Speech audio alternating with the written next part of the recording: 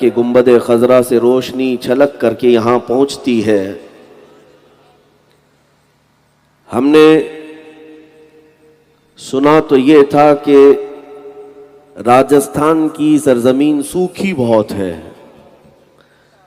रेगिस्तानी इलाका है, पानी की किल्लत है, लेकिन भीलवाड़ा के इस मैदान में सारा जलथल नजर आता है और ये इंसानों का समंदर इस बात का ऐलान करता है कि मोहम्मद अरबी के गुलाम जिंदा हैं सल्लल्लाहु तआला अलैहि वसल्लम। आपका ये जमा होना किसी इलेक्शन के प्रमोशन के लिए नहीं है। और वाह, दुनिया को ये पता है जो जय विजय करते हुए लोगों को जमा किया जाता भी है, उनका हाल कुछ और ही होता है। वो हम मौसमों में देखते हैं, दोपहर में लाल पट्टा, शाम में नीला पट्टा, और फिर रात हो जाए तो फिर केसरी पट्टा।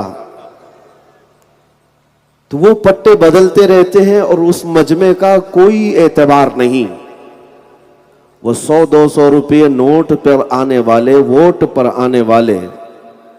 लेकिन मैं दुनिया से कहता हूं, आओ इस मजमे को देखो, ये पैदा हुआ है उस वक्त से लेकर मौत तक एक ही पट्टा अपने गले में रखता है। सुभान अल्लाह, सुभान अल्लाह। और वो पट्टा है निस्बत गुलामी मुस्तफ़ा का, नबी अकरम सल्लल्लाहु ताला अलैहि वसल्लम के लिए। और दूसरी सबसे बड़ी बात यह है कि आपको यहां पर 100-200 रुपये दे करके बुलाया नहीं गया, और ना ही यहां पर शीरनी और खाने के नाम पर बुलाया गया है। ये सारा जो मजमा आया है, हो सकता है भूखा हो सकता है इसमें मुसाफिर कसरत से हो, लेकिन दुनिया ये देख ले कि हम सहाबा इकराम रिदवानुल्लाह ताला अलैहि मजमईन की उन मोहब्बतों के वारिस हैं कि जिनका मकसद सिर्फ और सिर्फ खाना पीना नहीं था, बल्कि सहाबा ने हमें ये तालीम दी, जब कसरत से भूख लगती हजरत अबू हुरैरा को, वो एक बार रसूलुल्लाह के चेहरे को देख लेते थे। चेहरे रसूल को देखना भूख का भी इफाका था, मर्जों का भी इफाका था। अजीज़ान गिरामी वक़ार, आज भी अल्हम्दुलिल्लाह यहाँ पर जो कसरत से मजमा है वो मेरे मुस्तफ़ा करीम सल्लल्लाहु ताला अलैहि वसल्लम के नाम पर आया हुआ है।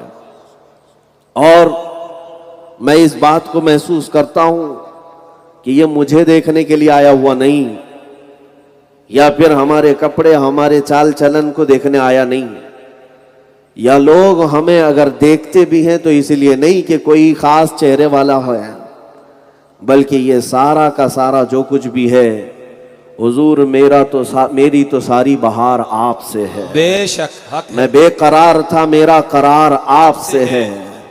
नबी पाक सल्लल्लाहु ताला अलैहि वसल्लम की जात वो है कि बरसों हो जाने के बाद भी आज भी हमारे दिलों के अंदर वो इश्क की गर्माहट चलती रहती है। इसी इश्क से पूरी दुनिया को घबराहट भी है, इसी इश्क से।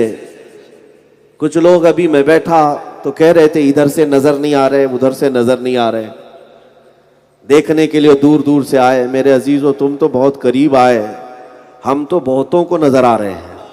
वाह, गुफे में बैठे हुए को भी, वाह, और अपने अपने बिल में सुराग में बैठे हुए को भी नजर आते हैं।